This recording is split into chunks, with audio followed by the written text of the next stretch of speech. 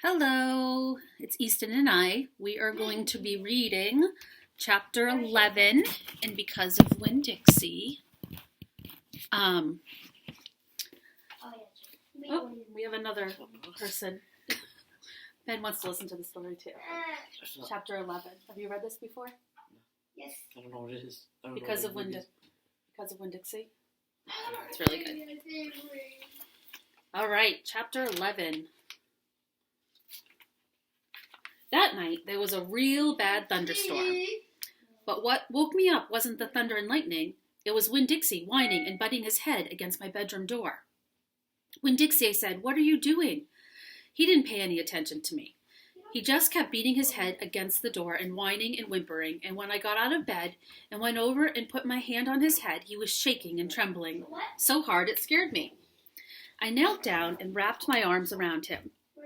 He didn't turn and look at me or smile or sneeze or wag his tail or do any normal kind of Winn Dixie thing.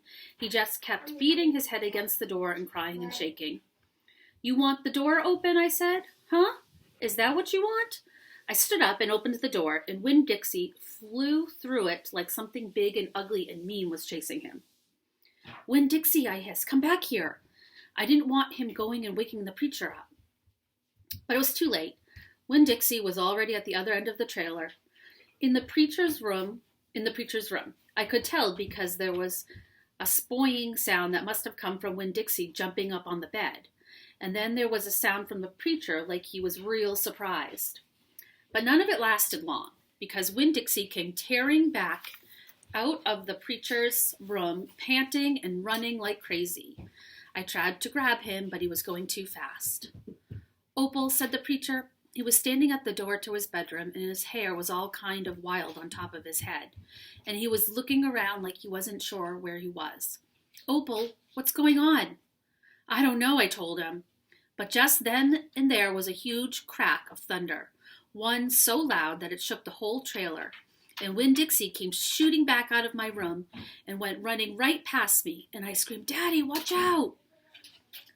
Obviously, I think Winn Dixie is very scared of storms, thunder and lightning, especially the thunder. But the preacher was still confused. He just stood there, and Winn Dixie came barreling right towards him like he was a bowling ball, and the preacher was the only pin left standing, and wham! They both fell to the ground. "Uh-oh," I said. "Opal," said the preacher. He was lying on his stomach, and Winn Dixie was sitting on top of him, panting and whining. "Yes, sir," I said. "Opal," the preacher said again. "Yes, sir," I said louder. "Do you know what a pathological fear is?" "No, sir," I told him. The preacher raised a hand and he rubbed his nose. "Well," he said after a minute, "it's a fear that goes way beyond normal fears. It's a fear you can't be talked out of or reasoned out of." Just then there was another crack of thunder, and Winn Dixie rose up in the air like somebody had poked him with something hot. When he hit the floor, he started running. He ran back to my bedroom, and I didn't even try to catch him. I just got out of his way. The preacher lay on the ground. "Boys. Benjamin! Quiet." The preacher lay there on the ground, rubbing his nose. Finally, he sat up. He said, "Opal, I believe Winn Dixie has a pathological fear of thunderstorms."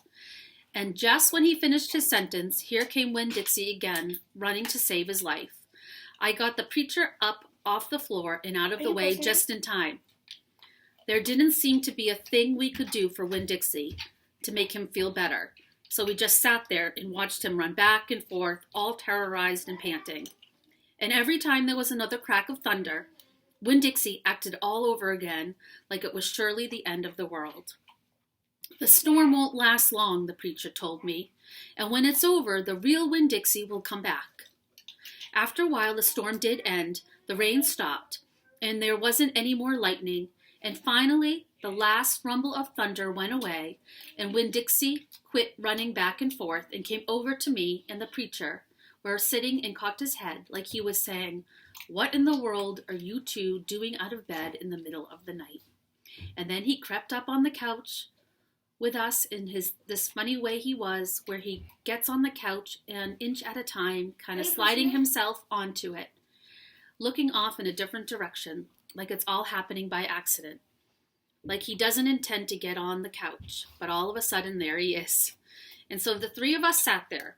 I rubbed Winn Dixie's head and scratched him behind the ears the way he liked. And the preacher said, There are an awful lot of thunderstorms in Florida in the summertime. Yes, sir, I said.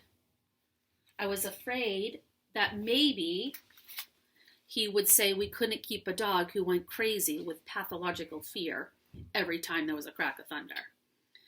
We'll have to keep an eye on him, the preacher said, and he put his arm around Winn Dixie. Well, we'll have to make sure he doesn't get out during a storm. He might run away. We have to make sure we keep him safe. Yes, sir, I said again. All of a sudden, it was hard for me to talk. I loved the preacher so much. I loved him because he loved Winn Dixie. I loved him because he was going to forgive Winn Dixie for being afraid. But most of all, I loved him for putting his arm around Winn Dixie like that, like he was already trying to keep him safe. Opal's dad, the preacher, is really starting to like Winn Dixie. And we now know that Winn Dixie has a fear of thunderstorms. Lots of dogs don't like thunderstorms. All right. Ready to go do your work? Bye. Bye.